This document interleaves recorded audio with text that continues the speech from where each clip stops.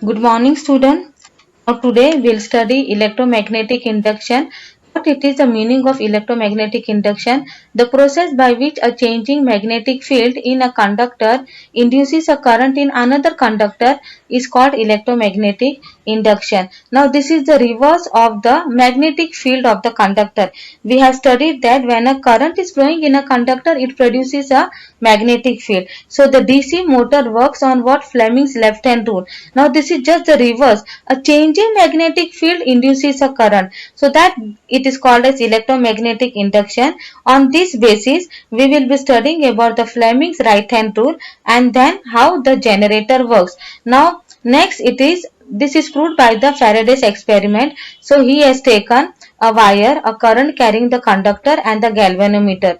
Now this current carrying conductor is moved towards the coil of the wire. So what happens, it is the galvanometer shows the deflection. So this means that a current is induced in the wire. So it is said that current is induced in a coil when a current carrying conductor is brought in its vicinity. Now in the second case, it is you keep this current carrying conductor stationary, then also the galvanometer moves. So this indicates that as a current in the solenoid coil. So here it is changes, it is what happens, it is the magnetic field associated with it also changes. So then the magnetic field associated with the coil also changes and this causes the current. Now this is called as what? This is a one loop, na? So loop, so that is called as the solenoid coil. So it is said that the process by which of changing magnetic field in a conductor induces a current in another conductor is called the electromagnetic induction. Now this loop, it works at what? It acts as a magnet.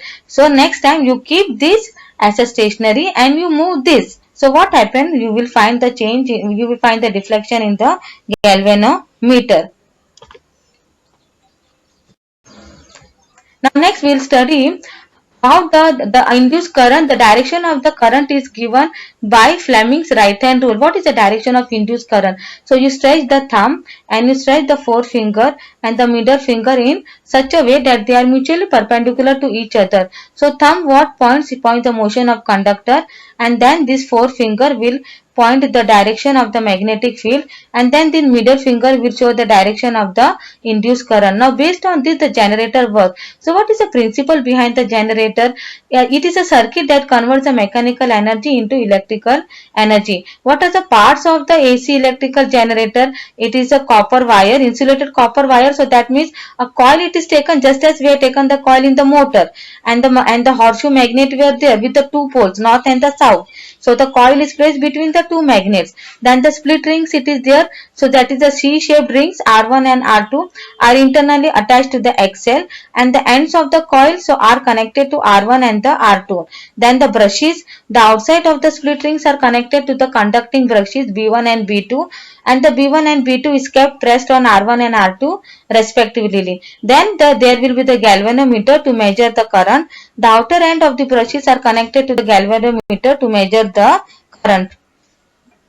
Now here we will study how this generator works. This I said this is a magnet north and the south. Now AB and the CD. Now here when it is rotated in the clockwise direction, so that means AB moves up. When the AB moves up, you just stretch your right hand rule. So that is thumb will points the direction of that is the motion of the conductor. So that is there and then afterwards what it is there, that is the forefinger will show the direction of the magnetic field. Then what will be the direction of the induced current? How it will be set up? It will be set up from B1 to the AB, then BC, then CD, so then B2. So this means that external current will flow from where? It will flow from the B2 to the B1. So then after half rotation what will happen? The CD will move up and the AB will move down. Then once again according to the Fleming right hand rule, the induced current is set up in what? So that means in the B2 once again just stretch your right hand. So you will be able to understand when you stretch your right hand. So that means it will flow from how the induced current will flow in the coil. It will be from the B2, then AB, then BC, then CD and then B1. So this means, so here it is there. So from B2 it will go after the B2, so here it will be connected the CD, na? Here it will be there, na? I said the CD will be coming up.